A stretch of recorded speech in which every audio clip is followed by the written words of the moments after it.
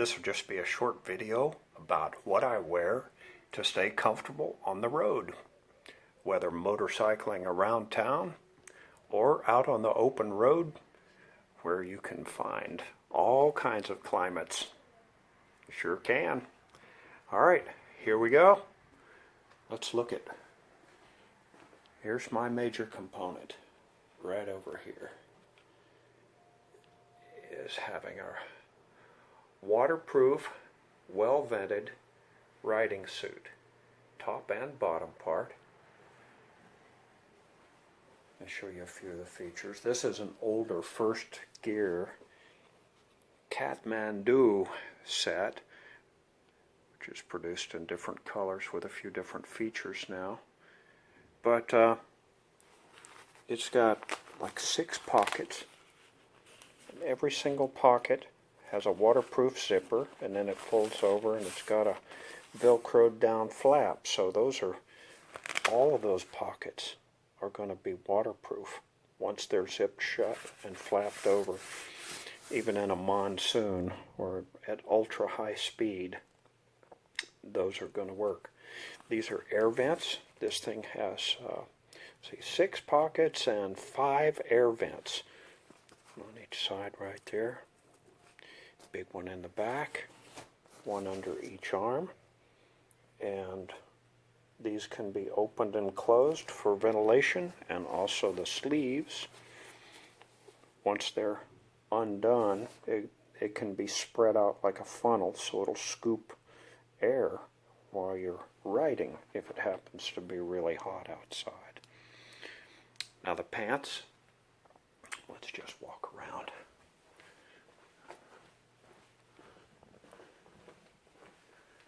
Pants that go with this are like a bib style coverall. They come up rather high around the top side, and I elected to get the straps for mine, so I've got them over the shoulder so I can loosen them up at stops. And see here around the bottom,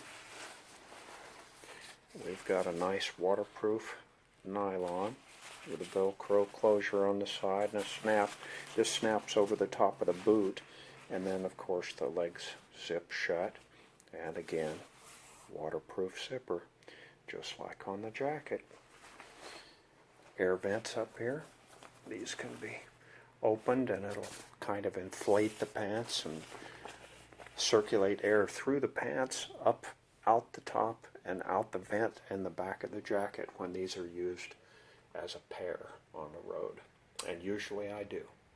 About the only time I ditch the pants is in a really hot desert-like environment, and this fabric, it's kind of a, well, it's a breathable Gore-Tex. It will not allow you to build up a lot of sweat and moisture on the inside. It kind of lets that out, but rain coming at it, somehow magically, it does not come through this fabric. It will come through the stretch fabric on the seat of the pants, the back of the knee, the back of the elbow, but you've got to drive rain at those areas full bore, like be it a car wash, to get water to come through there. But the rest of this fabric, you can bombard it head on, and it's going to be water resistant. 12 years old, this suit is. It's been around for quite a while. There's many different brands out there. This particular suit is the kind I prefer, has quilted liners that come with it. Here's the upper and the lower quilted liners, and these just snap and zip into the jacket and into the pants, so they can be converted for rather cold weather. It'll get this thing down with an underlayer on, and these quilted, nice quilted innards, it'll get you down into the high 30s or 40s easy. But then again, the same suit with minimal clothes on underneath, minimal layers, it'll work out in the desert 80, 85, 90. At 90 or so, at 85 or 90, I usually take the pants off and I'll ride with something else on, like some of my regular hiking pants. And what we got here is layers. Everything's going to be rayon, smooth, stretchy rayon, spandex. And I've got for the legs, I've got 3 different thicknesses. I've got the white, very thin sheer compression type, and then I've got the gray, which is a thicker, and then I've got the black, which is a medium thickness base layer. And for the top, it's the same kind of deal. I've got a moderately heavy rayon, wicking, quick dry, 360 dry, whatever you want to call it, long sleeve, and also a lightweight blue one there is also a long sleeve. I do have a couple of short sleeve shirts, and those are a rayon and cotton blend so that they launder a lot better in a motel sink or in a motel washing machine, and that kind of stuff will dry outside in a flash. Got to keep the head comfortable, so I've got a full face helmet. That's my preference, and it's a modular type, an older modular. So the front flops down. That's my preference, so I can get that. I can just flop the front of the helmet open when I get fuel, or if I'm cruising along and I just want to get some fresh air on the face or do something and take a drink, something involved. You got your waterproof boots. These particular boots are fairly inexpensive, 511 tactical brand, lightweight, waterproof patrol type boots is what they're made for. Is law enforcement, EMT, paramedic type wear all day long. Very light and completely waterproof. Real leather on the uppers right here, and then we've got Gore-Tex on the tongue. Zippers on the side for easy on and off. They do require lacing, but I prefer that a nice, I like a nice snug tie-up. Feels good on the ankles, and in case of a fall, these are likely to stay on. More comfort on the road. This thing in cold and wet weather, this is called turtle fur. It's just a thick fleece, and this is a very thin head part there that goes into the helmet itself. Keeps the whole neck, it wrinkles up and it flexes between the helmet and the collar. Oh, by the way, the collar of that first gear jacket has Velcro, comes loose, and then there's a hood. There's a built-on waterproof hood, very thin material, goes right under the helmet. Actually, it makes it real easy to get the helmet on and off with the hood up.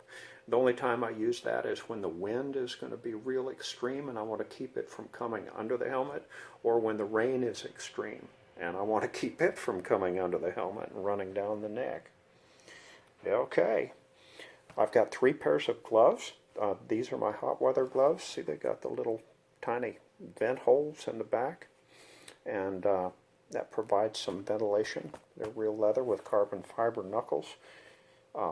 Very comfortable in many different kinds of climate. Then I've got 2 other pairs of gloves.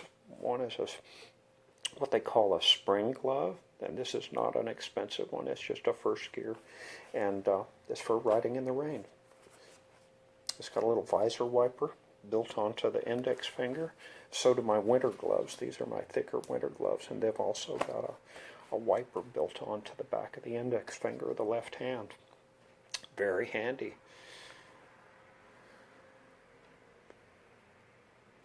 Well, that's my whole setup. Now today in particular, I'm headed out to go hiking, and I'll be in the redwoods. Right now, here we are in Eureka, California. And looking around, it's foggy. Yeah. There's to the west. And we've got kind of a sea breeze coming in. It's very moist. And it was quite foggy earlier this morning. And I would say it's only, I'm going to say, under 60. 55, 57 degrees. And by the time I get to where I want to be, which is up in Redwood Country to the north, it's likely to be in the mid-70s up there. So I'm just going to go, as I'm dressed, underneath the suit, and then, come on, camera doofy, I'm learning how to use this stabilizer. Believe me, you're glad we've got the stabilizer. It helps tremendously. So there's my whole setup. That's everything I wear.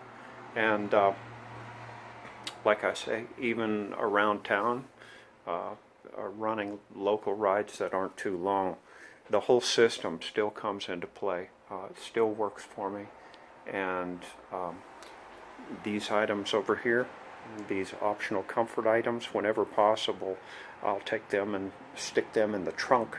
I've got a trunk for the back of the bike, and that's a good place to stow it. So there you go.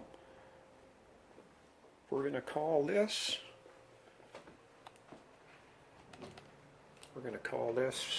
whip it around, and say goodbye. Thanks for stopping by to watch one of my videos.